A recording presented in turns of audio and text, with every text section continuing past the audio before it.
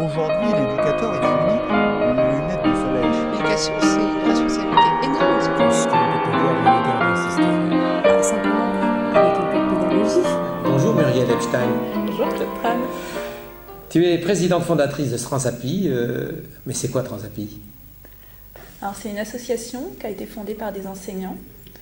Ça veut dire transmission, sapiens, le savoir. Et c'est des enseignants un peu chercheurs, un peu innovants et qui avaient envie de trouver d'autres manières d'apprendre et d'innover pour une école plus inclusive. On est parti de la problématique du décrochage scolaire, qui était mon sujet de thèse, et on a essayé d'imaginer des manières d'apprendre ensemble. Oui, parce que tu as fait une thèse. J'ai fait une thèse, ouais. Tu es docteur en sociologie et le thème c'était quoi exactement?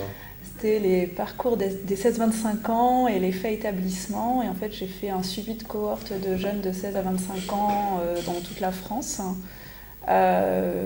sur Marseille, Grenoble, Paris, des établissements normaux, des établissements alternatifs sur plusieurs années. Ma thèse a duré 7 ans. Et je voulais voir s'il y avait une différence de parcours scolaire entre un enfant dans un système classique et dans un système alternatif. Et finalement, je me suis retrouvée à observer quelque chose qui n'était pas prévu et qui est inobservable, qui est le décrochage scolaire au moment où il se passe. C'était à quelle année Alors, de 2004 à 2011. Mais thèse de sociologie, mais tu es mathématicienne, ou plus exactement, tu es agrégée de mathématiques, prof de mathématiques. Ouais. Comment on passe des mathématiques à la sociologie? Je savais qu'on pouvait passer des mathématiques à la musique, mais des mathématiques à la sociologie. D'abord, j'ai fait une école qui s'appelle l'ENSAE, qui est une école de statistique, où il y avait énormément de possibilités de cours de sociologie. J'ai eu l'occasion de travailler dans un centre de recherche qui s'appelle l'INSEAD.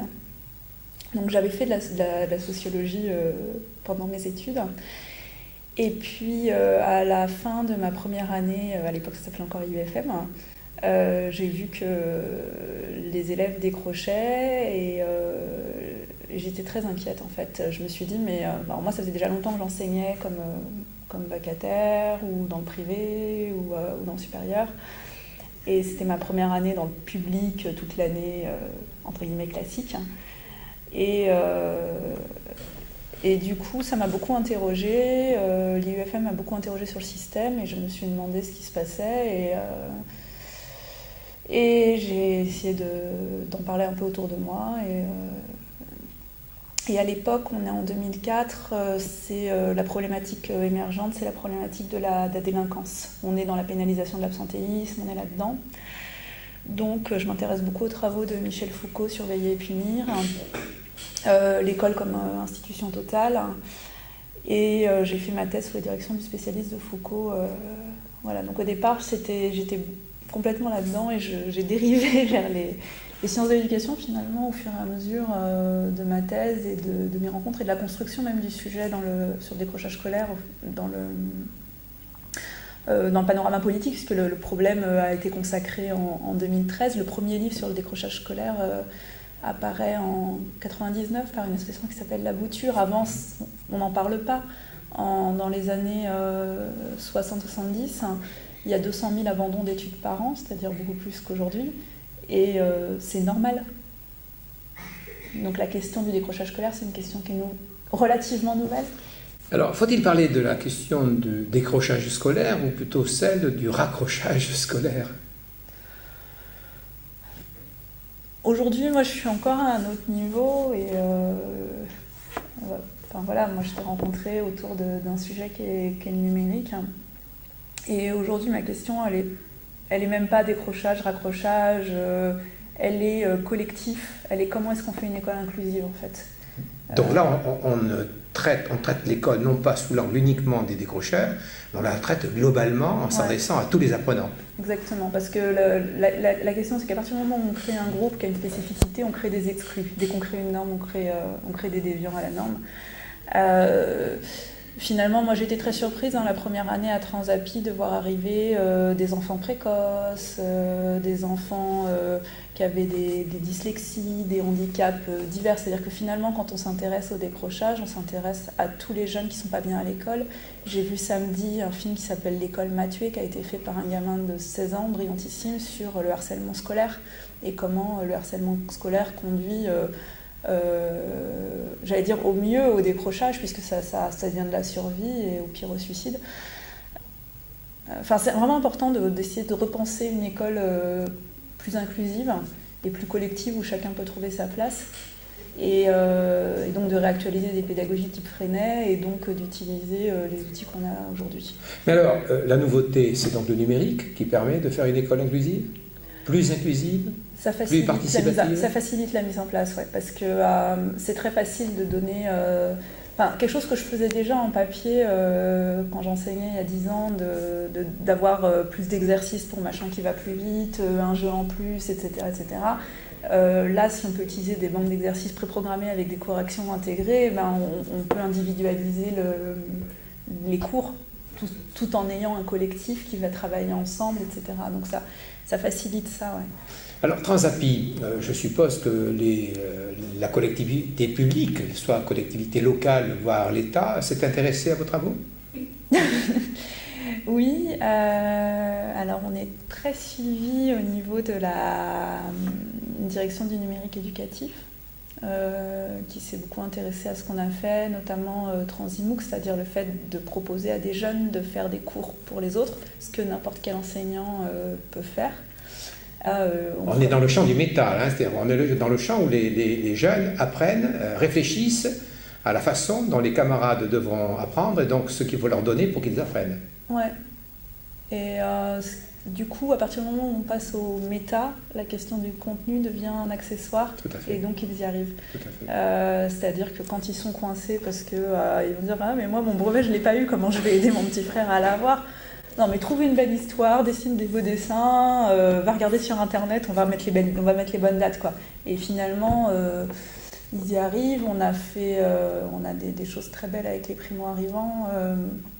Là, normalement, il y a une grosse association qui est l'Alliance des mécènes qui va faire un Transimook français langue étrangère, donc par des collégiens. Donc ça, c'est vraiment une expérience qui va être intéressante de voir comment des collégiens sont capables de proposer des cours pour les primo-arrivants de français, langue étrangère. Et les questions qui vont se poser, la manière dont ils vont appréhender leur langue, qui va être très probablement assez différente d'un cours de français classique ou d'un cours de grammaire. Voilà. Donc je suis assez curieuse. Alors, que dire à des enseignants qui se posent cette question des difficultés que rencontrent leurs élèves ? Est-il nécessaire d'être innovant ou n'est-il pas suffisant de faire autrement ? Souvent, faire autrement, c'est être innovant. C'est bien que tu le dises. Souvent, faire autrement, c'est être innovant, même quand autrement, c'est éprouvé depuis plus de 100 ans. Je veux dire, l'éducation nouvelle, ça a un siècle. Freinet, ça a un siècle. Montessori, un peu plus. Enfin, je veux dire, c'est pas... Donc, on n'invente rien, alors. Ou si peu. Oui, bien sûr, si peu. On est des nains assis sur des épaules de géants. Enfin, je veux dire, c'est toujours ça, bien sûr. On invente un peu, mais ça sort pas de nulle part et on n'invente pas... On n'a pas la prétention d'inventer tout à partir de rien. On a la prétention d'avoir été regarder tout ce qui s'était passé et de l'utiliser le mieux qu'on peut avec d'autres effets de bord. Mais les enseignants qui sont en difficulté face à leur classe vont chercher des solutions et donc vont innover, recréer. Et on voit apparaître ce genre d'idées un peu partout. Je veux dire, il n'y a pas...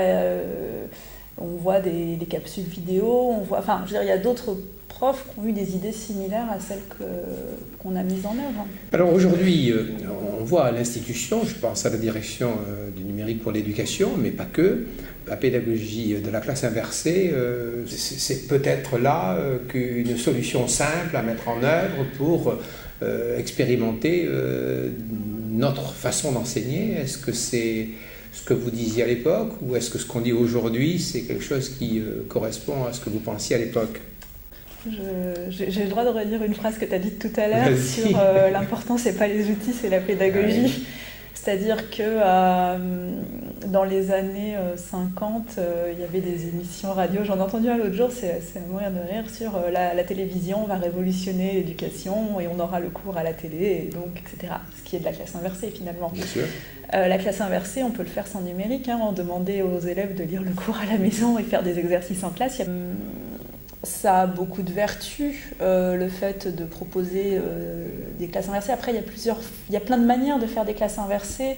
Et finalement, de la même manière qu'il y a plein de manières de faire des cours dits magistraux, et vous allez avoir des cours magistraux qui vont tout à fait fonctionner et d'autres pas du tout. Selon les moments et selon les objectifs. Selon l'heure où ça se passe, la classe, le sujet, le prof.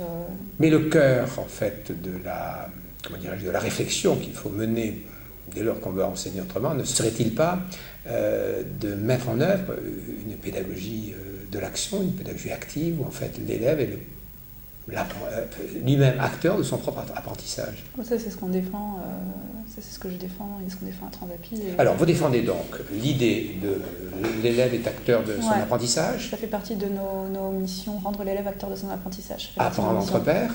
Oui. Collaborer? Oui.